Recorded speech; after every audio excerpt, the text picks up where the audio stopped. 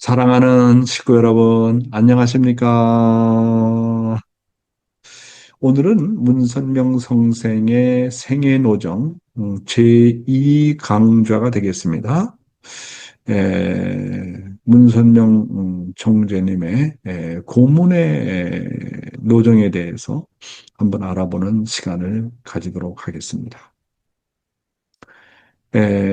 문선명 선생은 메시아로서 인간이 걸어야 될 최대 시련의 길을 걸어가지 않으면 안 되었다는 것을 지난 시간에 말씀을 드렸습니다. 문선명 선생은 최대 시련을 겪어보지 않으면 고난받는 인류를 구원할 수가 없습니다. 그렇잖아요? 과부는 과부의 사정은 과부가 안다고 그렇잖아요. 정말 고통당하고 고난받고 어려움을 겪는 그런 인류를 구원하게 된다면 그런 자리에 내려가지 않고는 그들의 사정과 심정을 경험하지 않고는 인류를 구원할 수가 없다고 하는 것입니다. 탄감복귀에 의해서 최악의 시련을 넘어서지 않으면 안 됩니다. 심지어는 하나님까지도 간섭할 수 없는 자리까지 넘어서야 했던 것입니다. 만약 문선명 선생께서 당하는 시련을 하나님께서 직접 간섭해서 도와준다고 한다면 당신 스스로가 시련을 극복하지 못했기 때문에 거기에는 반드시 사탄이가 참수하게 된다고 하는 것입니다. 여러분 성경에 나오는 욥의 시련을 우리가 알 수 있지 않습니까? 욥의 시련을 사탄에게 허락을 해서 시련을 당하게 합니다. 하나님이 간섭하지 않습니다. 그런데 결국은 욥이 그 시련을 자기 스스로 극복해서 나중에는 사탄이가 물러가고 하나님께서 놀라운 축복을 욥에게 하셨던 것을 여러분 기억하고 계십니까? 그와 마찬가지로 문선명 선생의 일생은 한마디로 고난과 순환과 희생의 일생이었다. 이렇게 말씀을 드릴 수가 있겠습니다. 타락한 인간을 복귀하기 위해서는 메시아의 노정, 이 노정을 이해하기 위해서는 우리는 사탄의 작전과 하나님의 작전을 잘 알아야 됩니다. 이 사탄의 작전은 언제나 먼저 치고 빼앗깁니다. 여러분, 제1차 세계대전, 제2차 세계대전의 예가 그러합니다. 먼저 친 쪽이 망했습니다. 인류의 역사를 놓고 보면 언제나 사탄은 악의 세력은 먼저 치고 나중에는 빼앗기지 않습니까? 반면에 그러면 하나님의 작전은 뭐냐? 하나님의 작전은 언제나 먼저 얻어맞고 빼앗아 오게 되는 것입니다. 하나님은 사탄에게 빼앗긴 것을 되찾아오기 위해서 메시아를 통해서 피와 땀과 눈물의 대가를 지불해야 했던 것입니다. 선은 언제나 이렇게 먼저 희생당하고 맞는 역사를 거쳐왔다고 하는 것입니다. 이런 입장에서 바라볼 때 누가 사탄 편에 가까운 가인이고 사탄인가 하는 것입니다. 사탄, 아, 사탄 쪽에 가까운 존재를 우리는 가인이라고 부릅니다. 사탄은 먼저 치는 자고 비판하는 자입니다. 그리고 하나님 쪽에 가까운 존재를 우리는 아벨이라고 부릅니다. 그래서 누가 가인이고 누가 아벨인가? 가인은 언제나 먼저 공격하는 쪽이 가인입니다. 그리고 아벨 쪽은 언제나 먼저 희생당하고 먼저 맞고 빼앗아 오는 길을 가는 것이 바로 아벨의 길입니다. 하나님 쪽의 편의 사람들이 걸어온 길이다. 이렇게 말씀을 드릴 수가 있겠습니다. 문선명 선생은 인류를 구원하기 위해서 사망의 자리까지 통과해야 했습니다. 다시 말해서 문선명 선생은 사망의 자리에서 하나님을 만나는 노정을 경험했던 것입니다. 성경에도 보면 하늘이 세운 중심 인물들이 그런 사망의 자리에서 성공하는 예를, 극복하는 예를 우리는 볼 수 있지 않겠습니까? 그 첫 번째 예가 누구냐면 아브라함의 이삭 헌재입니다. 100세 만에 얻은 독자를 하나님께서는 아브라함에게 독자 이삭을 헌재로 드리라고 얘기하지 않습니까? 참, 그러니까 100세 만에 얻은 자식을 칼로 찔러서 제물로 드리는 그런 입장.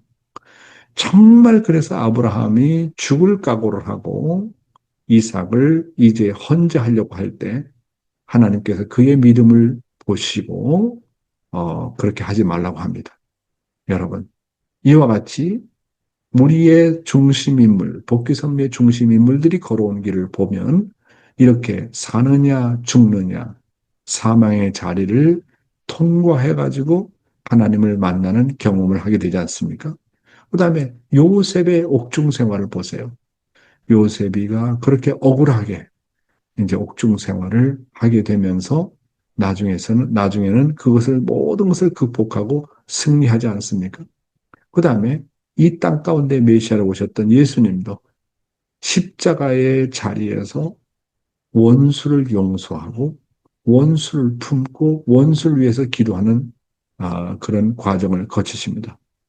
이와 같이 하나님께서 준비했던 중심 인물들, 심지어는 메시아까지도 이러한 사망의 자리를 통과해가지고 복귀의 노정을 걸어오셨다는 것을 알게 됩니다.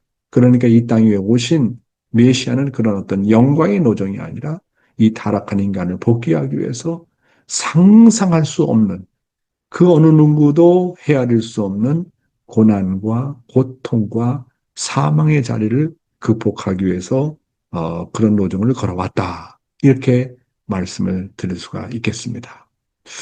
우리 문선명 총재님께서 당한 감옥 생활의 기간을 한번 보도록 하겠습니다. 총 6번에 걸쳐서 감옥 생활을 하십니다. 처음에가 이제 북한 고향에서 3일간, 그 다음에 두 번째가 대동보안소에서 100일간, 그 다음에 일제 때 이제 4개월, 흥남 감옥석에서 2년 8개월, 그 다음에 서대문 형무소에서 3개월, 그 다음에 미국 덴버리에서 13개월. 이제 다 합쳐보니까 4년 8개월 17일, 약 5년 기간을 이제 감옥에서 생활을 하는 그런 경험을 하게 됩니다. 여러분, 이게 정말, 여러분 어떻게 생각하십니까? 한 번 감옥 가는 것도 아니고, 이제 북한 공산당 치하에서의 감옥도 가시고, 그 다음에 일제시대 때의 감옥도 가고, 그 다음에 민주주의의 정부라고 하는 대한민국에서 또 감옥도 가고, 민주주의가 가장 발전되어 있다고 하는 미국에서도 감옥도 가고, 그러니까 공산당 쪽, 민주주의 이쪽, 그리고 또 일제시대, 이렇게 정말 감옥을 이렇게 드나들면서 진짜 상상할 수 없는 그런 어려운 시련을 넘게 되지 않습니까? 여러분, 예수님의 십자가의 노정은 3일 기간이었습니다. 3일 기간. 네? 그렇잖아요? 그런데 문 총재님은 이렇게 5년 가까운 세월을 십자가의 노정을 가시게 됩니다. 근 5년에 가까운 세월을 감옥에서 이렇게 보내게 되지 않습니까? 뭐 아프리카의 만델라라는 그런 대통령도 감옥에서 오랜 세월 있었지만 이렇게 한 번도 아니고 6번을 감옥에 드나들면서 정말 온 인류를 대신해서 수고의 노정을 걸어가신 분이 바로 문선명 총재님의 노정이다. 이렇게 볼 수가 있게 되겠습니다. 제일 첫째, 이제 이 대동보안소의 그 100일인데요. 이 대동보안소에서의 100일의 노정은 한마디로 예수님의 탕감 노정을 복귀한 노정이었다. 그렇게 말씀하고 계십니다. 그리고 예수님의 세 제자를 찾아 세우는 노정이었다. 이렇게 말씀하고 있습니다.